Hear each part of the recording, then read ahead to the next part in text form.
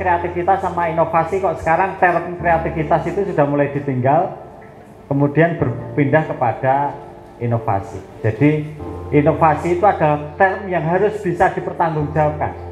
Kalau kreativitas itu lebih pada individual gitu loh, orang bisa diprotes. Tapi kalau inovasi bisa, karena apa? Harus bisa diukur, bisa dipertanggungjawabkan, berkesinambungan tidak gitu. Jadi paling tidak perbedaan di ukuran. Kreativitas itu orang bisa diukur kreativitas, tapi inovasi wajib bisa diukur. Kira-kira begitu, itu perbedaannya. Lanjut. Nah, ini ciri inovasi sosial. Kampung berkemajuan itu akan dinyatakan ada inovasinya ketika satu, ada nilai baru yang dirasakan warga di sana. Ini uji cobanya kan yang satu dia nih ya, Sambirejo ya, Kadipiro. Dulu warga di sana PDAM itu 200 sampai 300 ribu lewat PDAM. Setelah pakai wakaf air ini, sebulan paling mahal 60 ribu, paling mahal. Yang irit bisa 15-an ribu. Menghadirkan nilai baru yang ada di sana. Sudah bisa nilai baru belum? Wong baru 1-2. Kecuali kalau satu kampung merasakan semua dan merasakan dampak efisiensi di situ secara merata, baru bisa dikatakan. Nah, gitu. Yang kedua, fokus pada produktivitas. Dampak terhadap ekonominya apa? Maka nanti akan diusahakan usaha baru hasil dari yang berbasis air, gitu. Yang ketiga bisa dihitung dan diukur, makanya before afternya itu dijaga betul. Awal bagaimana, tahap pertama perubahannya apa, tahap kedua perubahannya apa, dan sebagainya. Itu nanti dipantungi. Yang keempat, menyelesaikan masalah serta ada risiko dan biaya. Bapak Ibu, jadi ciri khas logical framework analysis atau LFA itu selalu ada konsekuensi. Langkah ini kalau dilakukan akan mendapatkan apa, dan jika tidak dilakukan ada risiko apa. Jangan sampai kita bikin planning, ini kalau dilakukan itu dampak positifnya ini, kalau nggak dilakukan nggak ada resikonya, itu berarti langkah yang tidak terukur. Bisa dipahami ya? Jadi ciri khas langkah yang berdampak adalah jika aktivitas itu kita lakukan dampak positifnya seperti ini, jika tidak dilakukan resikonya begini. Kalau sekedar kalau dilakukan akan baik seperti ini, dan jika tidak dilakukan nggak apa-apa, itu bukan ciri dari kegiatan yang berdampak. Ini sebenarnya dari wilayah itu mau nggak mau kedepannya itu pengelolaan MLO pencatatannya itu satu pintu melalui PDM dan Lazismu, dan harapannya kita sebagai Sragen itu luar biasa, Masya Allah. Jadi ada Masjid Raya Al-Falahnya ya, Masya Allah ya, Ustaz Lutfan, Mas Probo, ada smart racingnya, Masya Allah. Jadi harapannya kita di Sragen itu bisa menjadi inisiasi di bagian ini apapun. Tuh. Jadi Bapak Ibu yang dirahmati Allah Ta'ala, jadi kemarin itu kita lebih ke PCM. Nah di Rakerda ini insya Allah kita mohon izin kita diskusi bersama dengan MLO. Yang kami sampaikan selalu di Turba itu bahwa masalah, kalau di Lazismu itu nyebutnya bukan masalah tapi tantangan gitu. Tantangan, masalah itu sumber utamanya itu komunikasi. Kenapa penghimpunan harus besar? Karena insya Allah dengan penghimpunan besar, manfaat yang bisa kita berikan juga besar juga. Jadi mohon izin Bapak Ibu semuanya, mohon dibantu dari teman-teman fundraising, teman-teman Lazismu yang ingin mendakwahkan rukun Islam yang ketiga ya, rukun Islam yang ketiga, bisa karena dakwah zakat ini sangat minim. Kita khutbah biasanya sering boten khutbah itu dengar mari zakat dan sebagainya, nanti boten. Nanti itu biasanya di bulan Ramadan. Bulan Ramadan itu biasanya mentok, kalau nggak mentok itu bahasnya zakat apa? Fitrah, bukan zakat mal. Padahal itu kewajiban kita sebagai seorang muslim, rukun Islam yang ketiga itu. Oke, Bapak Ibu semuanya, mungkin mohon bantuannya Mbak Wita. Ya, jadi ini beberapa hal yang perlu kita sampaikan terkait penghargaan.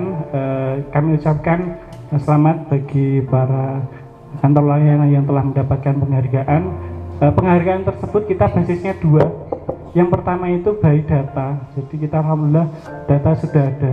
Tadi ada peningkatan penghimpunan zakat, peningkatan penghimpunan yang lainnya, ada IKAL, itu basisnya data. Kemudian ada program-program terbaik tadi, pendidikan itu Gemolong ya. Gemolong itu beliau-beliau itu membuat program ada monitoring terhadap penerima manfaatnya, itu rutinan monitoring. Yang kedua di Pelupuh itu ada pengelolaan ambulannya. Pengelolaan ambulannya itu yang kami luar biasanya juga itu LPG-nya tertib.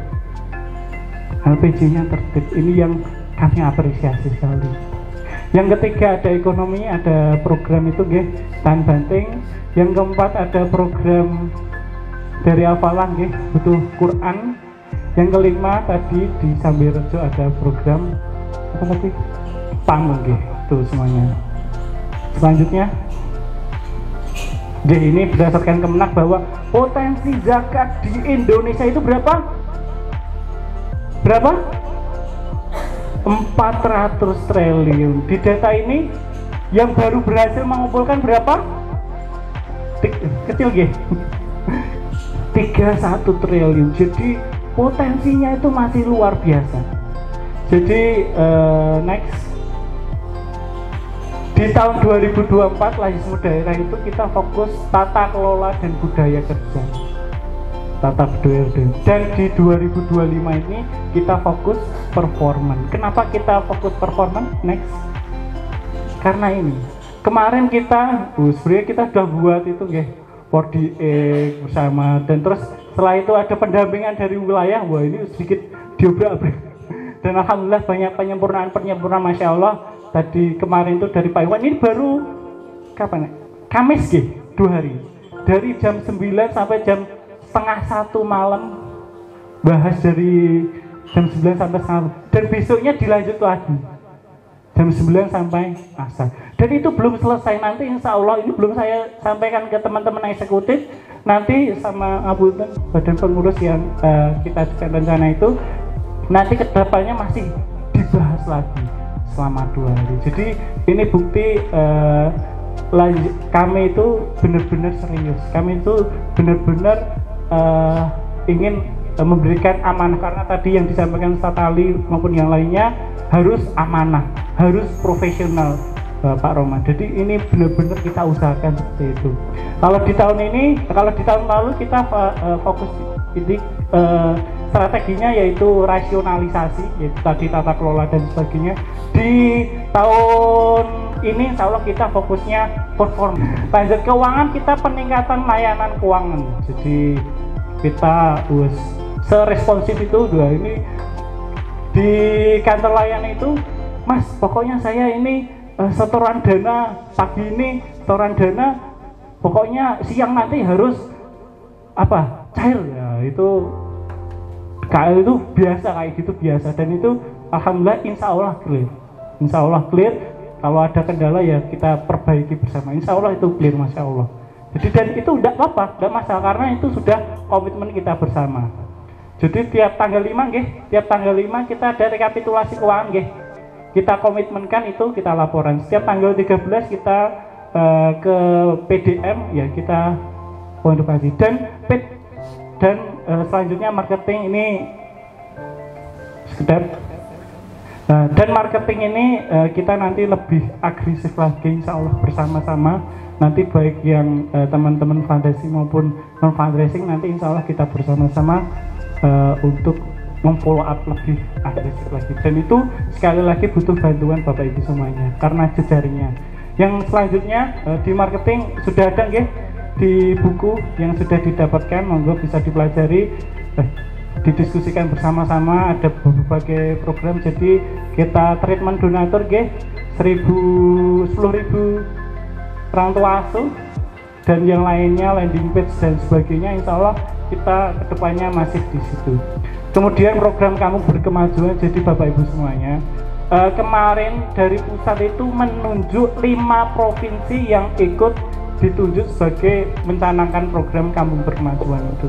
Ada 5 provinsi itu, Jawa Timur, Jawa Barat, Jawa Tengah, apa ya, Lampung, dan DIY 5 itu. Dan di Jawa Tengah itu yang ditunjuk itu, kalau daerah itu Sragen. Insya Allah nanti kita serius. Tadi itu nggih, sinergi kebajikan untuk inovasi sosial dan capaian SDGs. Jadi kita nggak bisa sendiri. Jadi tahun kemarin kita fokus dengan bersama PCM dan lainnya. Insya Allah bareng-barengnya tetap, dan ini kita kuatkan dengan LLO. Monggo nanti setiap masukan untuk Lazismu, insya Allah kita siap menampung dan untuk memperbaiki bersama-sama. Kamu Berkemajuan juga sudah ada nggih, juga sudah ada itu. Jadi kita intinya program baik kawasan, dan insya Allah lebih detail lagi, insya Allah yang menyampaikan nanti Pak Ikhwan. Monggo nanti bisa kita simak baik-baik. Operasional ikhtiar kita, insya Allah satu atap MLO. Nah, Masya Allah, nah kita itu kepala dinas semuanya. Jadi di Muhammadiyah itu kita bangga. Karena kenapa harus bangga? Kita SK-nya di Al-Quran yang disampaikan Ustadz Hari, beliau menyampaikan di At-Taubah ayat 103, khudh min amwalihim shadaqatan tutahhiruhum wa tuzakkihim wa sallallahu alaihi, dan selanjutnya bahwa Lazismu itu SK-nya dari Al-Quran surat. Kan kadang kita bangga, wah SK aku dari bupati, SK aku dari presiden lah. Lazismu SK-nya dari Rabbul Alamin, Allah Subhanahu wa Ta'ala. Dan kita Muhammadiyah juga, kita dasarnya juga membangun spirit Al-Maun gitu.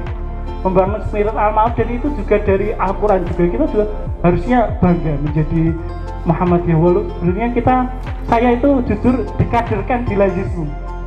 Walaupun kakak saya kan itu nggih dulu SMA Muhammadiyah 1, jadi muridnya Mas Faris.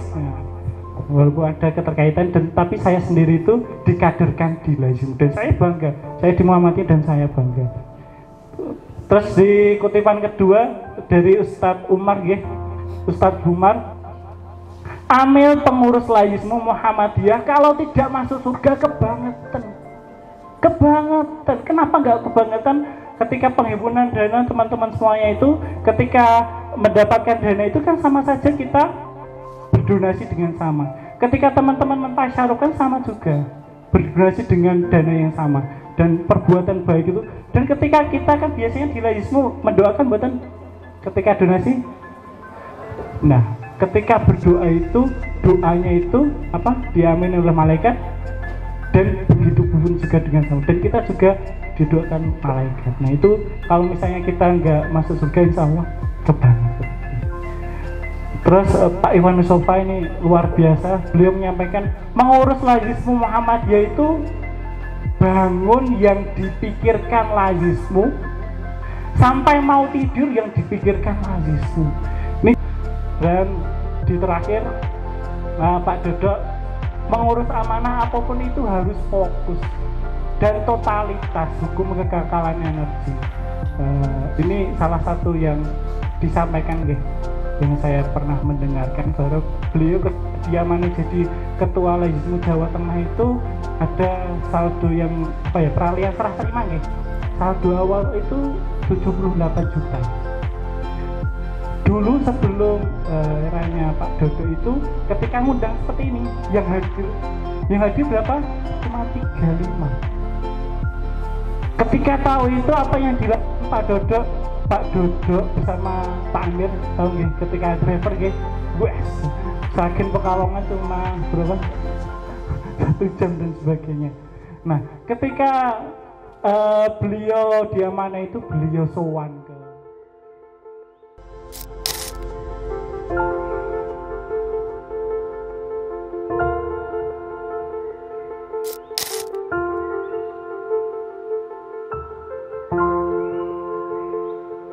Zakat Lazismu